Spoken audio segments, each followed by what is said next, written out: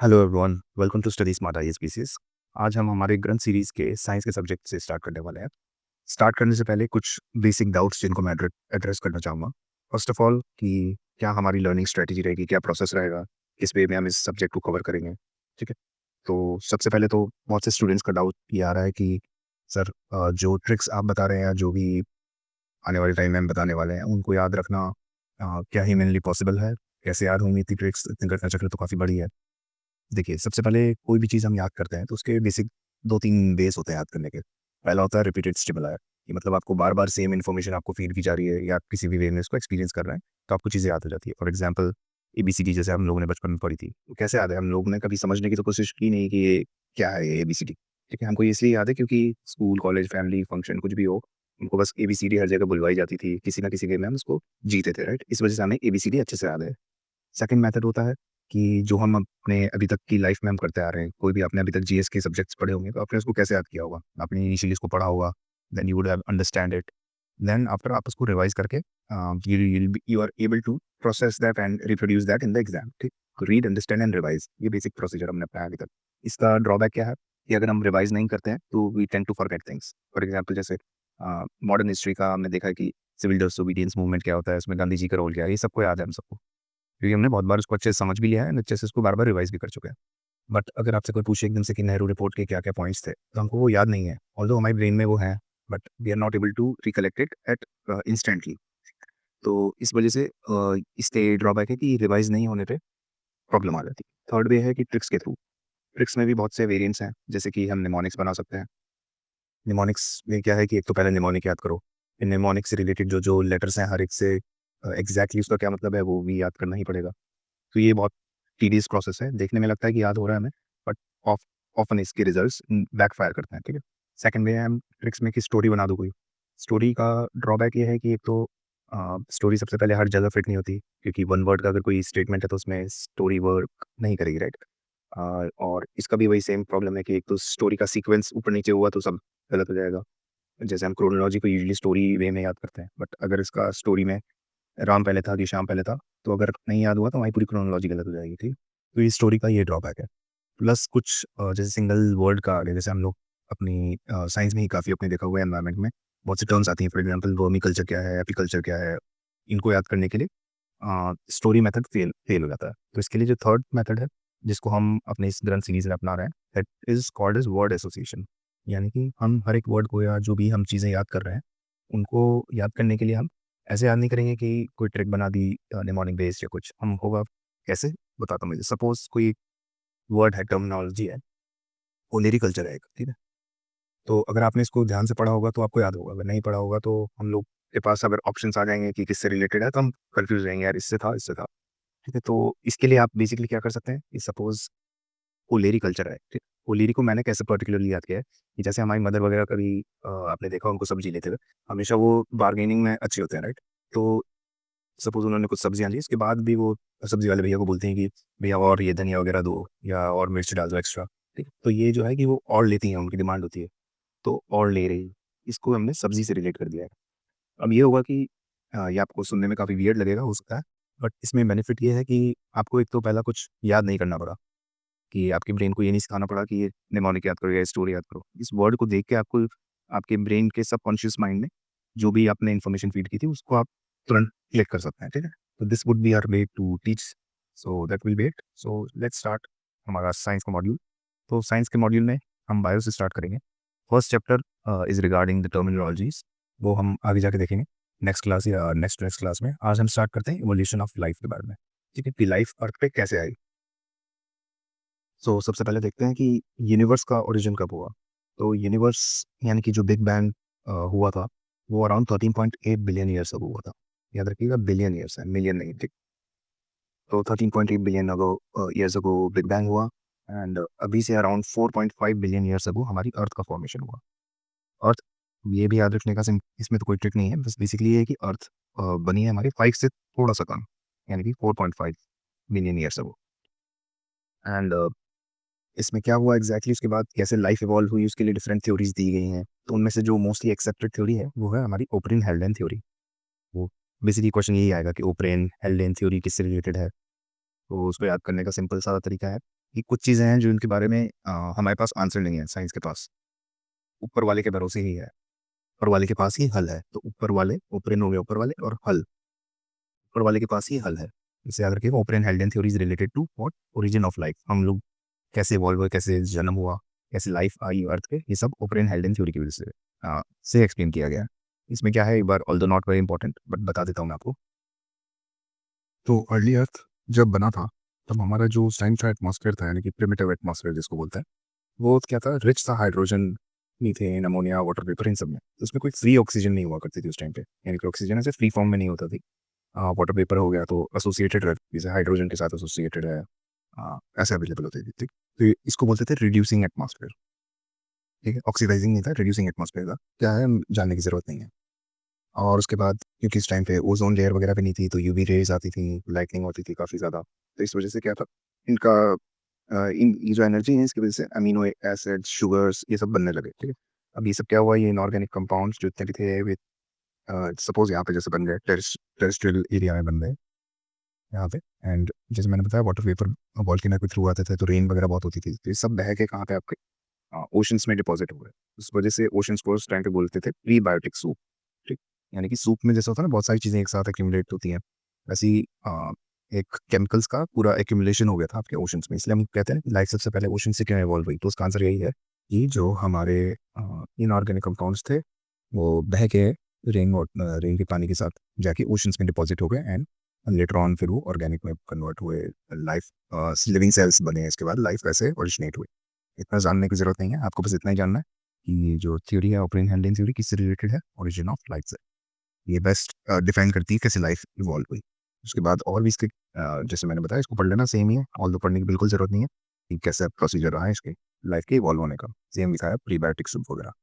उसके बाद हम इसको कैसे मान सकते हैं कि ये थ्योरी सही है, क्योंकि एक स्टैनली मिलर करके एक इंसान था, उसने 1953 में क्या किया था, एक एक्सपेरिमेंट किया था। उसमें क्या किया था, एक ऐसा चैम्बर लिया था, एंड उसमें कुछ इनऑर्गेनिक, ये देखिए, 4 गैसेस दी थी, methane, ammonia, hydrogen and water vapour, air tight apparatus में। और उसके बाद कुछ इलेक्ट्रिक चार्जेस पास किए थे, जो रेप्लिकेट कर रहा था किसको, लाइटनिंग और यूवी रेज को सेम सिचुएशन बनाने की कोशिश की थी। एंड उसने कई कई दिनों तक इसको रखा, तो देखा उसने कि ये जितने भी गैसेस थी, ये large number of simple organic compounds में कन्वर्ट हो गई थी, जैसे कि amino acids and aspartic acids etcetera, ठीक। क्या जानने की जरूरत है हमें कि कौन क्या एक्सपेरिमेंटल एविडेंस है इस थ्योरी को प्रूव करने के लिए, किसने दिया था, वो स्टैनली मिलर ने। ये आप करना, ये तो पूछेगा भी नहीं, बट नाम से लग रहा है ना कि क्या एविडेंस मिला भाई साहब आपको, मिलर। मिलर बॉडी से याद रखिए कि एविडेंस टू प्रूव हमारा ओपरेन हेल्डेन थ्योरी। नेक्स्ट है हमारा कुछ ये तो सारे केमिकल चेंजेस बताए हमने, कुछ बायोलॉजिकल क्या वेज थे जिसकी वजह से लाइफ इवॉल्व हुई। उसमें ये 3 थ्योरीज हैं जिसके यूजुअली क्वेश्चंस कई बार पूछे जा चुके हैं। पहला, theory of inheritance of acquired character, किसने दी थी, लामार्क ने, ठीक है। उसका पूरा नाम था जीन बैप्टाइस्ट लामार्क। कब दी थी इसने, एट अराउंड 1800s में दी थी, 1801 टू 1 मान लो। इसकी बुक आई थी फेमस, फिलोसफी जूलॉजी। नाम से पता लग रहा है कि फिलोसफिकल है, और जूलॉजी किससे रिलेटेड होता है, हमारा एनिमल्स वगैरह से रिलेटेड। तो इससे हमको पता लगा क्या, कि क्वेश्चन क्या आएगा कि theory of inheritance and acquired character was given by Lamarck. इस थ्योरी को लामार्किज्म भी बोलता है। और सबसे दूसरा क्या आ सकता है क्वेश्चन की, which was the first theory which explained organic evolution, तो उसका भी आंसर क्या है, लामार्क की थ्योरी। तो कैसे याद रखना है कि इसने फर्स्ट नंबर पे थ्योरी दी ना, इसने एक मार्क क्रिएट कर दिया, लामार्क, एक मार्क बना दिया कि भाई आज से मैं जो थ्योरी दे रहा हूँ वही बेसिक रहेगा हर आने वाली थ्योरी का। और 1801 में हुई थी, तो अराउंड 1800 मान लो। मार्क हमारे इंडियन क्रिकेट पे मार्क किसने छोड़ा है, विराट कोहली ने, उसकी जर्सी नंबर भी 18 है, अब 18। नेक्स्ट है हमारे क्या, वैसे इसमें देख लो इनहेरिटेंस एक्वायर्ड कैरेक्टर में क्या है कि इसने बहुत कुछ एक्सप्लेनेशन दिया कि क्या क्या आइडियाज़ होते हैं क्यों इवॉल्व हुए जानवर। तो बहुत सी चीज़ें हैं कि कुछ इनका इंटरनल फोर्स की अपनी साइज़ को बड़ा करने के लिए, पेड़ छोटा भी तो हो सकता है बट इतना बड़ा कैसे हुआ, तो अपने आप को ग्रो करेगा वो इनर वॉल्ट बोलते हैं उसको। नेक्स्ट है उसने दिया कि एनवायरमेंटल इफेक्ट क्या का कुछ रोल होता है जो लिविंग ऑर्गेनिज्म होता है। उसने बोला कुछ use and disuse of organs, कुछ इनहेरिटेंस ऑफ एक्वायर्ड कैरेक्टर, मतलब क्या है, फॉर एग्जांपल जैसे जिराफ की गर्दन लंबी क्यों है, क्योंकि जो श्रब्स वगैरह थी छोटी छोटी वो खत्म हो गई थी, उनका शॉर्टेज होने लगा था, तो उसको लंबे लंबे पेड़ वगैरह के लिए रीच करने के लिए उसकी गर्दन लंबी हो गई। तो इसका क्या है कि एनवायरमेंट का इफेक्ट या use and disuse of organs हो गए। जैसे कुछ एक्वाटिक बर्ड्स होती है, जैसे अपनी बतख होती है, उसके वो ना ढंग से उड़ पाती है ना ढंग से तैर पाती है, उसके ऐसे बतख वाले फीट होते हैं ना, तो उनका क्या है, क्योंकि they had to go to water to lack of food on ground, ठीक है, तो इस वजह से उन्होंने अपने वेब डेवलप कर लिए अपने टोज पे। और वैसे ही बहुत से अलग अलग कौन, जैसे आपने देखा होगा ना, ऑस्ट्रिच को देखा कभी, लंबे से पैर होते हैं और ऊपर ऐसी सी बॉडी होती है, और यूं क्यों उसके पैर लंबे होते हैं, क्योंकि यूजुअली वो हॉट एरियाज में पाई जाती है, तो अपनी बॉडी को गर्म एरिया से दूर रखने के लिए उसके पैर लंबे हो गई। तो ये है impact of environment on species. ये सब हमारा इसने दिया, लामार्क ने दी थी, theory of inheritance of acquired characters. अब कैसे याद रखा हमने, मार्क यानी कि लामार्क ने सबसे पहले मार्क छोड़ा अपना इस थ्योरीज में, ठीक है। नेक्स्ट है अपना सबको जिसके बारे में पता है, जो है डार्विन की थ्योरी, यानी कि थ्योरी ऑफ नेचुरल सिलेक्शन। इसका बुक का नाम क्या है, इसकी बुक का नाम है ओरिजिन ऑफ स्पीशीज। कब आई थी, 1859 में। याद रखनी है इसकी डेट भी, क्योंकि इंपॉर्टेंट चीज़ें बहुत बार पूछी जा चुकी है। नहीं याद रख लो, जो 1800 में इसने किया था, 1801 में, तो उसके तकरीबन 60 साल बाद 1859 में हमारा डार्विन ने थ्योरी दी थी। उसकी क्या क्या है, सिंपल स्ट्रगल फॉर एग्जिस्टेंस करनी है थी, मतलब कोई सपोज अर्थक्वेक आ गया, तो उसमें जो स्ट्रगल हुई कुछ एनिमल्स के साथ या कुछ प्लांट्स के साथ, कुछ वॉल्केनो फटा तो mostly large number of population मर गई, तो जो बचे उनको कैसे स्ट्रगल किया उन्होंने जिंदा रहने के लिए, सर्वाइवल ऑफ द फिटेस्ट, आपसी स्ट्रगल भी, मतलब जो उनमें से बेस्ट थे, जो उस सिचुएशन में सर्वाइव कर पाए, वही बोलते हैं हम नेचुरल सिलेक्शन का प्रोसीजर। और इनहेरिटेंस ऑफ यूजुअल वेरिएशंस की, मतलब यही जो इनके एक्वायर्ड कैरेक्टर्स हैं, इसको कैसे उन्होंने अपनी नेक्स्ट जनरेशन में ट्रांसफर किया। ये हमारी क्या है, theory of natural selection. Question क्या आएगा, सिंपल से दो क्वेश्चन आ सकते हैं। अब मैथ्स द फॉलोइंग में आ गया, ये थ्योरी इधर लिखा है कि थ्योरी ऑफ नेचुरल सिलेक्शन, और इसको आपको डार्विन से मिलाना है, ठीक है। सेकेंडली इसका ईयर पूछ सकते हैं, 1859। थर्ड भी है इसका, कौन सी बुक है, ओरिजिन ऑफ स्पीशीज। नेक्स्ट है हमारी मॉडर्न थ्योरीज आई, बहुत से लोगों ने दी है, नाम जानने की जरूरत नहीं है। इसमें सबसे इंपॉर्टेंट है म्यूटेशन थ्योरी। म्यूटेशन थ्योरी किसने दी हमारे, एक डच बोटानिस्ट थे, उनका नाम था ह्यूगो डी व्रीज।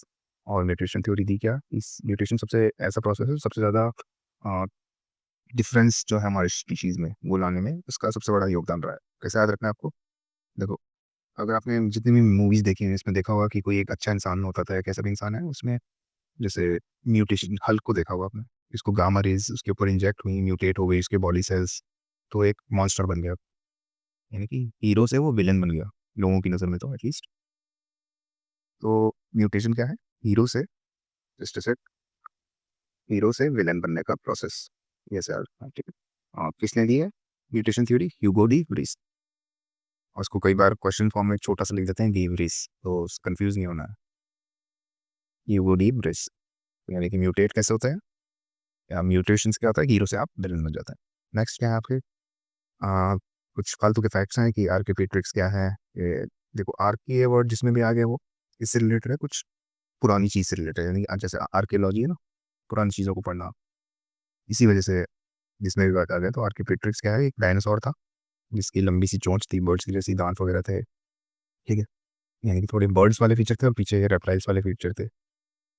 ये एक सिंपल सा क्वेश्चन पूछा गया है, सिंपल फैक्ट है, याद करना है, नथिंग मोर। उसके बाद और भी चीज़ें हैं कि मीसोजोइक एरा वगैरह क्या है, उसके लिए हम एक बार पहले ढंग से पूरा इवोल्यूशन का चार्ट देखते हैं। देखिए ऐसे क्वेश्चन आते हैं कि क्रोनोलॉजिकल ऑर्डर में इसको अरेंज करिए, अगर इसके बारे में नॉलेज नहीं है तो you won't be able to answer it. इसको याद करने के लिए एक बार पूरा देख लेते हैं हम लोग। देखो, इसको सबसे पहले तो इसमें क्वेश्चंस क्या-क्या बनते हैं। पहले जैसा आपने ऊपर देखा, इसको अरेंज करने का। दूसरा सिंपल सा इसको अरेंज करने का पूछ सकता है कि इयॉन, एरा, पीरियड और इपोक कैसे याद रखें। तो इसको याद करने का तरीका ये है कि इसको अपने स्कूल से रिलेट करिए। वो सबसे पहले स्कूल ऑन होता है, मतलब बेल बजती थी आपकी याद, तो इयॉन, ऑन वर्ड आ रहा है इसमें, यानी कि स्कूल स्टार्ट हुआ। उसके बाद क्या होता था आपका, रोल नंबर और अटेंडेंस वगैरह होती थी, तो आरए आ रहा है ना, रोल नंबर एंड अटेंडेंस वगैरह का काम होता है। उसके बाद क्या होता था आपके पीरियड स्टार्ट हो जाते थे। अभी साइंस का पीरियड है, अभी इंग्लिश का है, ठीक। लास्ट तक आते-आते आपका सिर्फ़ एक ही मन होता था कि किसी तरह बस घर पहुँच जाऊँ। तो ई पहुँच, इपॉक बोलते हैं वैसे, बस याद रखने के लिए बोल रहा हूँ, घर पहुँच जाओ। क्या है सबसे पहले, स्कूल स्टार्ट हुआ, स्कूल ऑन हुआ, अ, अटेंडेंस हुई या फिर रोल नंबर वगैरह, ये एरा। उसके बाद पीरियड्स वगैरह स्टार्ट हुए एंड देन लास्ट में घर पहुँचने का मन हुआ, इपॉक। अब क्या इसमें सारे याद करना है? इतना याद कर लीजिए कि बेसिक कोई क्वेश्चन गलत ना हो। जैसे यहाँ पे हमारे हमने देखा 4.5 बिलियन ईयर्स अगो अर्थ क्रिएट हुई। तो इन ये जो कैम्ब्रियन वर्ड दिख रहा है यहाँ पे, इससे पहले वाले जो भी फेज़ था उसको बोलते हैं प्री कैम्ब्रियन एरा। इसमें हेलियन होता है सबसे इनिशियल प्रोसेस जब एकदम अर्थ ताज़ा ताज़ा बनी थी। इसके बाद आर्कियन होता है, उसके बाद प्रोटेरोजोइक होता है और ये अनेरोजोइक। ईऑन में क्या याद रखना है, ऑन वर्ड आ रहा है ना, यानी कि स्कूल स्टार्ट हुआ ही है। तो स्कूल हमेशा क्या अलग अलग टाइम पे स्टार्ट होता है? नहीं, वो रोज एक ही टाइम पे स्टार्ट होता है, राइट। वर्ड इसमें आएगा रोजोइक, यानी कि रोज सेम टाइम पे स्टार्ट होने वाला। तो ये जो वर्ड कहीं पे भी देखिए आपको रोजोइक, इससे रिलेटेड है वो आपके स्कूल स्टार्ट होने का टाइम है ईऑन। उसके बाद आते हैं आपके एरा। एरा मैंने क्या होता है आपको, रोल नंबर और अटेंडेंस। तो उस टाइम पे थोड़ा डर का माहौल सा होता है ना, कि कौन सा पीरियड आने वाला है, फिजिक्स है कि केमिस्ट्री की मैथ्स, इन तीनों का मेन डर होता है। फिजिक्स, मैथ्स और केमिस्ट्री। ईसीएम है वैसे, बट सी इसमें आया कि फिजिक्स, केमिस्ट्री और मैथ्स, ईसीएम। जैसे आपने आप देखा ना, रोजोइक वर्ड आ रहा है, रोज, इसमें सिर्फ जोइक आ रहा है, ये डिफरेंस है। तो पेलियोजोइक, मीसोजोइक और सीनोजोइक। एक बार हम वापस रिपीट करेंगे सब कुछ, एक बार बस अभी सुन लो कहानी की तरह, ठीक है। तो ईऑन याद हो गया आपको, रोज ऑन हो रहा है, रोज स्कूल सेम टाइम पे। अटेंडेंस वगैरह के टाइम पे आपको डर लगा कि यार पीसीएम के पीरियड्स कब आ रहे हैं, बस वो पता लग गया आने वाले टाइम में। यहाँ पे हम देखेंगे पीरियड्स, बट यहाँ पे आपको डर लगने लग जाता है 3 सब्जेक्ट से, यानी कि पीसी और एम। इसमें क्या वर्ड आ रहा है, जोई, क्योंकि इन तीनों सब्जेक्ट को पढ़ने में हमको क्या आता है, जोर आता है। अब क्या है, अब फिजिक्स है, जिसको हमने पीली जोई को फिजिक्स से याद किया है। फिजिक्स के जो सब्जेक्ट है उसको सबसे अच्छा किसको आता है, वो आईआईटियंस को आता है ना, तभी तो वो सेलेक्ट होते हैं। मैथ्स तो सबको पसंद होती है, बट आईआईटियंस को क्या है कि उसमें डेरिवेशंस वगैरह होती है फिजिक्स में, कि उनको काफ़ी पसंद आती है। तो पेलीज़ोइक, यानी कि हमारा पेलीज़ोइक को हमने लिंक किया है फिजिक्स से। फिजिक्स इसको पसंद आती है आईआईटियंस को, और जिस भी वर्ड के लास्ट में ईएन आ जाए, आईआईटीएन, वो सारे आपके फिजिक्स से रिलेटेड है। सिमिलरली मैथ्स से रिलेटेड क्या है, सिक वर्ड, ये हम बोलते हैं मैथ्स मेक मी सिक, एकदम उनको गंदा मन हो जाता है, ठीक। और सिमिलरली केमिस्ट्री का क्या है, केमिस्ट्री में वर्ड आ रहा है जीन। जीन कैसे सर, ये तो बायोलॉजी का वर्ड है, बट आपने देखा होगा ना कि जितने डीएनए वगैरह है इसकी फुल फॉर्म भी क्या होती है, डीऑक्सी राइबोन्यूक्लिक एसिड। एसिड वगैरह किसका पार्ट है, हमारे केमिस्ट्री का। और लास्ट में ही ये पीरियड है हमारा क्वार्टरनरी। तो जो ड्रिंक करते हैं उनको पता है ना कि क्वार्टर होता है, फिर एक हाफ होता है, फिर एक फुल होता है। क्वार्टर पीने वाले क्या है, अल्कोहल। अल्कोहल भी केमिस्ट्री का ही टर्म है। और यहाँ पे इन सब में इपॉक सिर्फ आपको इसका याद रखना है, इसका सीनोजोइक एरा का। तो इनमें कैसे याद रखना है, हर एक क्लास में सीन आ रहा है, CEN।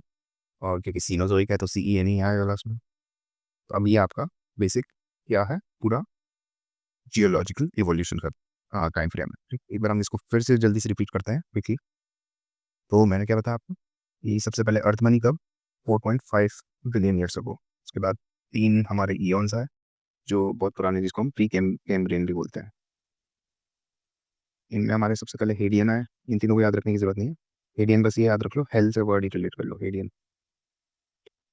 हेल। इस टाइम पे एकदम अर्थ ताज़ा ताज़ा बनी थी, सूटेबल एनवायरनमेंट था ही नहीं। उसके बाद आर्कियन और प्रोटेरोजोइक। प्रोटेरोजोइक में भी रो वर्ड आ रहा ना, रोज, यानी क्या है ये, ईऑन है। तो ईऑन हमारा क्या है, स्कूल ऑन होने का टाइम। स्कूल के कब स्टार्ट होता है, रोज। एरा क्या है, रोल नंबर और अटेंडेंस। इस टाइम पे हमको डर लगता है कि यार मेरे को 3 सब्जेक्ट पढ़ने में बहुत जोर आता है, फिजिक्स केमिस्ट्री और मैथ्स, क्योंकि बहुत जोर आता है, तो जोइक। उसके बाद क्या है, हमारे पीरियड्स आए, हर एक डिफरेंट है। हाँ, हमारे फिजिक्स में क्या है कि जिस भी इसको सबसे अच्छी लगती फिजिक्स, आईआईटियंस को ईएंस वर्ड आ गया, कैम्ब्रियन और लोविशियन। जिसको ये याद रखना है तो कॉस्टडीसीपी वर्ड याद रख सकता है, बट इतनी इंपॉर्टेंट नहीं है ये चीज़।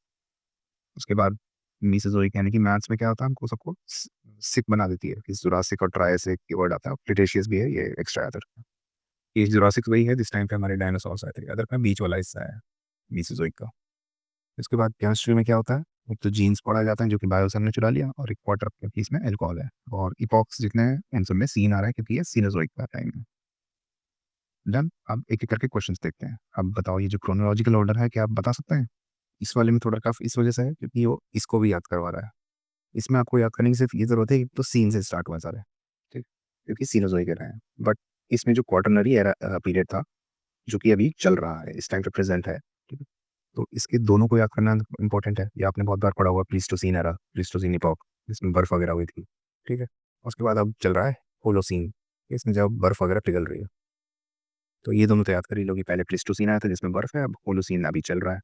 तो उसके भी आपके क्वेश्चन, अब देखो कितना ईजी है सॉल्व करना। पहले होलोसीन आया था, इसमें लिखा है oldest one will come first, ठीक है।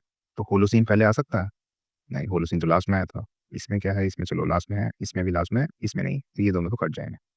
ये होलोसीन लास्ट में, हमको इसको पता है, इससे जस्ट पहले प्लीस्टोसीन आया था, तो प्लायोसीन तो आ नहीं सकता, तो प्लीस्टोसीन और होलोसीन यहाँ पे आ गया। ठीक है, एक बार वापस रिवाइज कर लेना, बहुत सिंपल सा है, इतना टफ क्वेश्चन पूछते नहीं है वैसे भी। नेक्स्ट देखते हैं, ये मैसेज छत्तीसगढ़ पीसीएस ने पूछा था 2021 में, और इतना ना भी पढ़ा हो तो सबको यूजुअली पता होता है कि प्लीस्टोसीन के बाद होलोसीन आया था।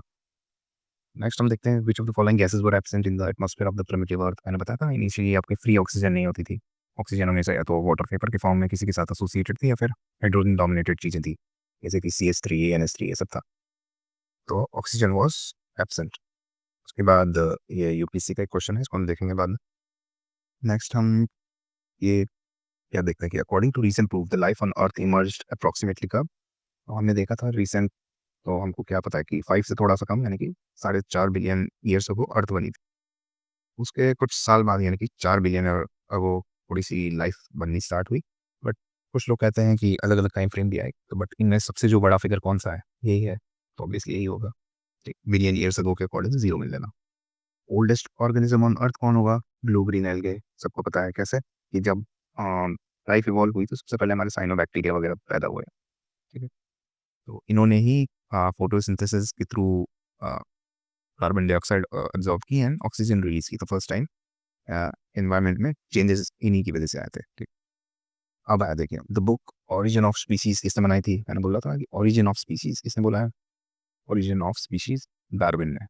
ठीक है, सबको बुक सबने बचपन से पढ़ा है, बस इसके बाद हमको ये याद रखना है कि कब बनाई थी, कब लॉन्च की थी, या कब पब्लिश की थी। तो 1859 ऐसे याद किया था हमने। 1800 में प्लस 60 कर दिया था।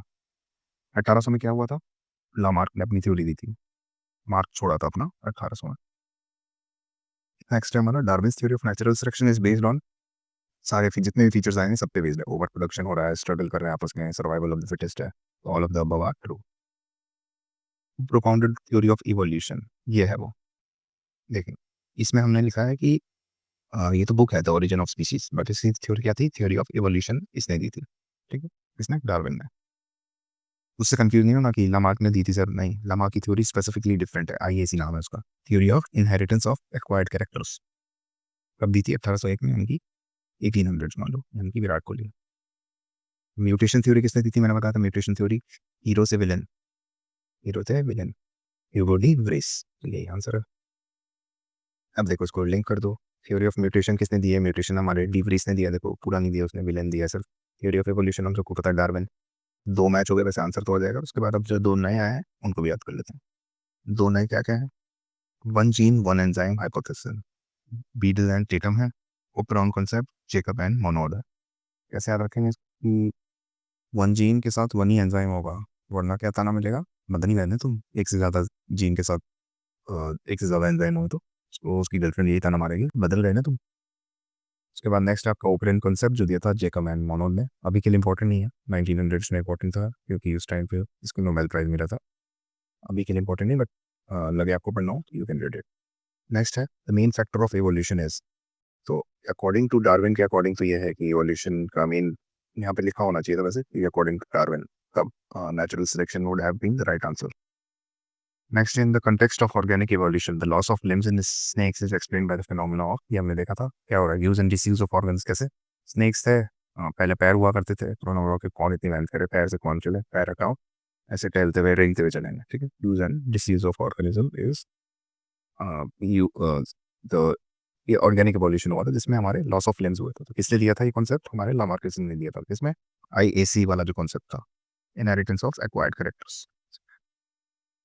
The reason of large scale diversity among the organism, क्यों है डाइवर्सिटी, मैंने बताया था म्यूटेशन जो दिया था ह्यूगो बीवेरिस ने, म्यूटेशन की वजह से डाइवर्सिटी है। क्यों, क्योंकि कोई एक पर्टिकुलर सिचुएशन आई, एनवायरमेंटल स्ट्रेस आया, उसकी वजह से म्यूटेट होना पड़ा। ठीक, तो उसकी वजह से अलग अलग टाइप ऑफ स्पीशीज इवॉल्व हुए, तो वो डाइवर्सिटी आई हमारे अंदर जितने भी ऑर्गेनिजम्स हैं उसमें। Among living organisms, which one of the following is the most responsible factor for bringing about the origin of new species? वही है जैसे म्यूटेशन, जैसे मैंने बताया ना, मोस्ट रिस्पॉन्सिबल फैक्टर। तो अगर इन्होंने प्रॉपर क्वेश्चन पूछा है कि मतलब एक्सप्लेन करके, तब म्यूटेशन आंसर होगा, बट अगर उन्होंने स्पेसिफिकली डार्विन के अकॉर्डिंग है तब नेचुरल सिलेक्शन। नेक्स्ट क्या हमारा latest ancestor of modern human is crow Magnon man है इसका आंसर। कैसे याद रखना है, देखिए जो हमारा इवोल्यूशन हुआ था ह्यूमन बींग्स का, बहुत सारे आइकिस ऑस्ट्रेलोपिथिकस ये सब आपको याद रखने की ज़रूरत नहीं, वो हमारे एंथ्रोपोलॉजी के ऑप्शन वाले बच्चे याद रखते हैं। आप याद रखें कि सबसे लेटेस्ट था होमो सेपियंस, उससे पहले होमो इरेक्टस वगैरह थे। होमो सेपियंस सेपियंस में आप क्रू मैग्नन नाम याद रखिए, और एक निएंडरथल रखिए। तो निएंडरथल तो पहले आ गया, सबसे अभी ताज़ा ताज़ा हमारे पास है, उसका नाम है क्रू मैग्नन। ठीक है, नेक्स्ट है the word Denisovan is sometimes mention in media as the reference to, या ये इसका क्वेश्चन था और ये काफ़ी न्यूज़ में था इस टाइम पे। तो क्या है इसका आंसर? Early human species. ठीक है, तो डेनिसोवियंस क्या है? आर एन एक्सटिंक्ट स्पीशीज और सब species of archaic human that range across Asia and lower middle Palaeolithic during the lower middle. ठीक है, तो इन दोनों क्वेश्चंस को याद करने के लिए मैं आपको एक बार पूरा ह्यूमन का एवोल्यूशन बता दूंगा, तो आपको समझ आ जाएगा। At the end of this lecture, Archaeopteryx, हमें देखिए कि यार के वर्ड आ रहा है तो यानी कि कुछ पुराना होगा। और most ancient bird of Jurassic age, ये हो सकता है आंसर। यस, याद रखेंगे बर्ड था, और जुरासिक एज में ऑब्वियसली डायनासोर्स होते थे। तो इसमें क्या है, ये कनेक्ट था कि रेप्टाइल और बर्ड्स के बीच में, यानी कि एज एंड रेप्टाइल्स का कनेक्शन था। यही नेक्स्ट क्वेश्चन में यही है, Archaeopteryx is an connecting link between which among the following classes of animals. तो इसका आंसर क्या है? रेप्टाइल और एज। क्योंकि इसके एक तो पूंछ वगैरह जो थी, बॉडी थी, वो रेप्टाइल्स वाली थी, बट आगे जो दांत थे वो किसकी तरह थे? बर्ड्स वाले, मतलब जो बीक थी वो बर्ड्स वाली थी। ठीक है, मैमथ किसका एंसेस्टर है? ये अगर नॉलेज है तो आप बता पाएंगे ये एलिफेंट का था कैसे, अगर आपने देखा हो मैमथ की फोटो तो देखिए, या फिर हम वर्ड भी यूज़ करते हैं ना, it is a mammoth task. Mammoth तो बहुत बड़ा, तो क्या ये एलिफेंट भी होता है। और उसके बाद क्या है, डायनासोर्स पर कब के कौन से ज़माने में थे डायनासोर्स? तो मैंने आपको बताया था डायनासोर्स कब के थे, आपको वैसे भी याद होगा, जुरासिक। अब जुरासिक में क्या वर्ड आ रहा है? सिक। सिक हम किससे थे? मैथ्स से। मैथ्स का क्या है आंसर? मीसोजोइक वर्ड्स कि मीसोजोइक रेप्टाइल्स? डायनासोर्स वर रेप्टाइल्स, याद रखना, मीसोजोइक रेप्टाइल्स। उसके बाद डायनासोर्स वर इन कौन सा एरा? मीसोजोइक, याद हो ही चुका हमें। या इसमें क्वेश्चन पूछा, with reference to the evolution of living organism which one of the following is the correct correct sequence? तो देखिए आंसर इसका है सैलमेंडर, पाइथन और कैंगरू। ठीक, ऐसे इसका आंसर देखिए, ऑक्टोपस, डॉल्फिन और शार्क, ऐसा तो नहीं हुआ था। हमेशा याद रखिएगा, मछली पहले आई थी, ऑक्टोपस वगैरह तो बाद में इवॉल्व हुए होंगे ना, सिचुएशन के अकॉर्डिंग या कुछ म्यूटेशन के अकॉर्डिंग। तो ये तो हो नहीं सकता। पैंगोलिन, टॉर्टोइज और हॉक, इसमें देखो पैंगोलिन टेरेस्ट्रियल एनिमल है, बट हमें पता है कि लाइफ स्टार्ट कहाँ से हुई थी? समुद्र वगैरह से। समुद्र के बाद थोड़ा सा उसके ट्रांजिशन वाले जोन में हुआ होगा ना, कि एम्फीबियंस जो होंगे, जो लैंड और वाटर दोनों पे रह सकते हैं, जैसे टॉर्टोइज वगैरह। सेकंड पे तो नहीं आएगा टॉर्टोइज, पेंगोलिन से तो पहले ही आएगा। इधर फॉग क्रैब प्रॉन में भी है, ये क्रैब्स वगैरह तो क्या है ना, ओशन ड्वेलर्स हैं, तो ये लोग पहले आएंगे। इसमें ही आंसर छुपा है। ठीक है, उसके बाद ये भी थोड़ा देखना है कि कंगारू तो लैंड एनिमल है प्रॉपर, ये बाद में ही आया होगा सबसे। उसके बाद पाइथन वगैरह क्या है कि हमारे सांप वगैरह हैं, जिससे पहले आए थे, ये रेंगने लगे थे। उसके बाद सेलेमेंडर क्या चीज़ है, देख लेना गूगल करके। ये लॉजिकली सॉल्व करने वाला क्वेश्चन है, नॉलेज के थ्रू नहीं है। नेक्स्ट क्या है हमारा? नेक्स्ट चैप्टर में तो अब दो तीन चीज़ें रिमेनिंग है, मैं उसको एड्रेस कर पाए। सबसे पहले देखते हैं कि ह्यूमन के एंसेस्टर्स वगैरह देख लेते हैं, और एक ही क्वेश्चन देखते हैं जो हमने छोड़ा है, कौन सा? Magnetic field. तो बेसिकली जो क्वेश्चन है वैसे मैग्नेटिक फील्ड का नहीं है, इसमें बस एक स्टेटमेंट दिया है मैग्नेटिक फील्ड का। जो अर्थ की मैग्नेटिक फील्ड है वो रिवर्स हुई है आफ्टर फ्यू 100,000 ईयर्स। ऑब्वियसली हमने पढ़ा भी होगा ज्योग्राफी में कि रिवर्स होती रहती है। ठीक है, और उसके बाद वाली जो दुख है वो इस टॉपिक से रिलेटेड है, यानी इस पर्टिकुलर चैप्टर से। When the earth was created more than 4,000 million years ago, इसको ही हमने बोला है क्या? 4.3 billion, sorry 4.5 billion years ago. ठीक है, तो या तो 4.5 बिलियन ईयर्स अगो सही है, या फिर 4,000 million years. There was what 54% oxygen and no carbon dioxide. तो हमने क्या देखा था, प्रिमिटिव अर्थ में फ्री ऑक्सीजन थी ही नहीं। ठीक है, ये तो जब हमारे लिविंग ऑर्गेनिजम्स बने, उन्होंने फोटोसिंथेसिस वगैरह की और ऑक्सीजन रिलीज करने स्टार्ट की, फ्री ऑक्सीजन तब जाके हुआ। ठीक है, तो when earth was created there was no oxygen in the atmosphere. Oxygen मतलब प्रेजेंट तो थी, present in compound in interior atmosphere and oceans, but did not accumulate in the atmosphere as O2। ठीक है, तो सेकंड तो हमको पता है कि गलत है। थर्ड क्या है, when the living organism originated they modified the early atmosphere. हाँ, तो उन्होंने तो किया था, ऑक्सीजन पहले नहीं थी, उन्होंने रेस्पिरेशन के थ्रू ऑक्सीजन रिलीज की, और वही हमारा अर्थ के अर्ली एटमॉस्फेयर को उसने चेंज किया। ठीक, सिंपल सा, first and third are correct, second is wrong. अब देखते हैं नेक्स्ट क्या, ह्यूमन का एवोल्यूशन कैसे हुआ। तो देखिए ह्यूमन इवोल्यूशन कुछ नहीं है कि ह्यूमंस कैसे इवॉल्व हुए। तो देखो स्टार्टिंग में बहुत सारे थे, ड्रायोपिथेकस, रामापिथेकस और ऑस्ट्रेलियोपिथेकस। इंपॉर्टेंट नहीं है, बस ये जान लो कि हमारे जो सब बाइपीडलिज्म हुआ, यानी कि हम दो पैर पे चलने लगे, ठीक है। तो उसके अकॉर्डिंग हमने डिफाइन किया कि सबसे पहले ड्रायोपिथेकस थे, उसके बाद कुछ और चेंजेस आए, ब्रेन की साइज छोटी बड़ी हुई, कुछ टूल बनाने वाले हो गए, कुछ अपराइट वॉक करने के लिए हो गए, ठीक है। तो उसके बाद तो कैसे था, होमो हेबिलिस आया पहले। सिंपल सा एक क्वेश्चन उन्होंने सपोज क्वेश्चन कि इनको अरेंज कर दो, पहले हैबिलिस आएगा, उसके बाद आएगा इरेक्टस, यानी कि इरेक्ट पोस्चर, यानी कि सीधा खड़ा होने लग गया। होमो हैबिलिस का मतलब है, हैबिलिस को ऐसा मान लो कि हैंडीमैन बोला जाता था, उसकी हैबिट हुई थी हाथ से काम करने की। होमो हैबिलिस क्या है, हैंडीमैन है। इरेक्टस क्या है, सीधा खड़े होकर अपना चलने फिरने लग गया था, प्राइड वॉक करने लग गया था, तो माइग्रेट कर दिया ये अफ्रीका से बाहर। इस वजह से वर्ल्ड में पॉपुलेशन डिस्ट्रीब्यूशन हुआ। फिर उसके बाद आया था हमारे निएंडरथल्स वगैरह, उसको होमो निएंडरथैलेंसिस कहते हैं। उसके बाद आया हमारे अब होमो सेपियंस, जो कि दो पार्ट में है होमो सेपियंस में भी, जैसे कि हमारे आर्केइक हो गए यानी पुराने वाले, और एक हो गए मॉडर्न जो ताजे ताजे। तो इसी मॉडर्न का पार्ट कौन था हमारा, क्रोमैग्नम, ठीक है। और जो पुराने वाले हैं उसमें अर्ली ह्यूमंस हुए जिन्होंने लैंग्वेज डेवलप की, आर्ट वगैरह डेवलप की, ठीक है। यही हमारा पूरा इवोल्यूशन है। तो सबसे पहले कौन आया, सबसे पहले आया जिसको हैबिट हुई, यानी कि हैबिलिस। उसके बाद थोड़ा सीधा खड़े होकर बाहर निकल गया घूमने फिरने अफ्रीका के, उसको बोलते हैं इरेक्टस। उसके बाद क्या है, निएंडरथैलस, निएंडरथैलेनेसिस, टफ नाम है, नॉट इम्पोर्टेंट, बस याद रख लो कि होमोसेपियंस से पहले आए थे। होमोसेपियंस कब आए थे, इसके बाद आए थे सेपियंस, उसके बाद सेपियंस, सेपियन दो बार, होमोसेपियंस सेपियंस, ये जिसको ये हम बोलते हैं मॉडर्न। इसका ही टाइप है क्रोमैग्नन। तो बस मैं इसलिए ये बता रहा हूँ ये सब चीज़ें, ताकि आप इन वर्ड्स को लेकर फेमिलियर हो जाए। एकदम से क्रोमैग्नन देखे तो डरना नहीं है कि क्या है, नाम याद रखो कि मैग्नन में तो बीच में सी हटा दो जी, तो मैन आ रहा है। तो मैं यानी कि कुछ ह्यूमन बींग से रिलेटेड है। यही आपके सारे कॉन्सेप्ट्स हैं इसके। और इससे रिलेटेड कोई भी डाउट हो तो you can ask me over my Telegram ID, which is $05। इस पे पूछ लेना, DROLLER05 पे। And keep revising it. आपको सुनने में अभी थोड़ा अच्छा सा लग रहा होगा, बट एक बार और आपको उसको रिवाइज कर लेना है। एक बार मैं ही पूरा रिवाइज करा देता हूँ फटाफट। लेट्स सी, कहाँ से स्टार्ट हुआ था हमारा evolution of life. Big bang theory हुई 13.8 बिलियन ईयर्स अगो। अर्थ कब बना, 5 से थोड़ा सा कम, यानी कि 4.5 बिलियन ईयर्स अगो। पहली थ्योरी किसने दी ओरिजिन ऑफ लाइफ की, ओकर एंड हेल्डन। क्या इसका हमने बनाया था, ऊपर वाले के पास ही हल है। लाइफ कैसे इवॉल्व हुई उसका, इसका पूरा हमने प्रोसीजर देखा कि इनऑर्गेनिक्स कंपाउंड्स कैसे ऑर्गेनिक में बदले और वो कैसे बह के समुद्र में पहुंच गए और एक प्रीबायोटिक सूप बन गया, यानी कि सबका मिक्सचर बन गया, वहाँ जा गया, और ओशन से लाइफ इवॉल्व हुई। उसके बाद इसका ही एक एक्सपेरिमेंटल एविडेंस देखा हमने, किसने दिया, किसने हमें कैसे मिला, हमें पीटी मिलर ने दिया।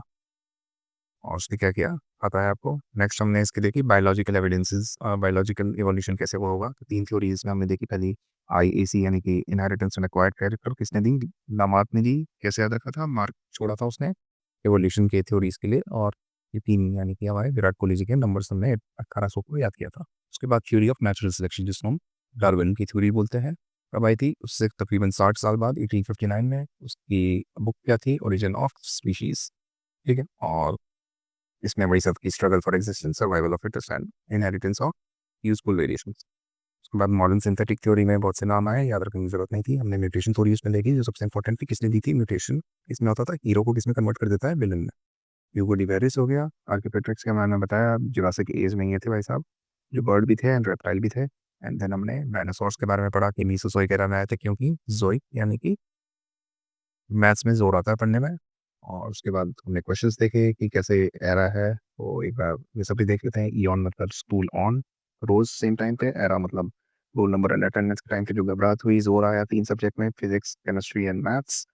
तो इनमें क्या है, जोर आया इसलिए जोइक। देन ईएच में हमने देखा कि फिजिक्स में तो आईआईटियंस हो गए, मैथ्स के टाइम पे सिक हो गए, एंड केमिस्ट्री के टाइम पे तो 2 बायो से रिलेटेड है, यानी कि जीन्स, और एक वाटर यानी कि अल्कोहल से रिलेटेड है। सबके एंड में इपॉक में सीन आ रहा है, 2 याद रखते हैं आपको इंपॉर्टेंट, कि प्लीस्टोसीन में बर्फ, होलोसीन में बर्फ पिघली। यहाँ से बाद हमने क्वेश्चंस देखे जो हमको सारे आते हैं। एनी फर्दर डाउट्स, मैंने अपनी टेलीग्राम आईडी आपको शेयर कर दी है। Keep revising, keep studying, good luck, have a nice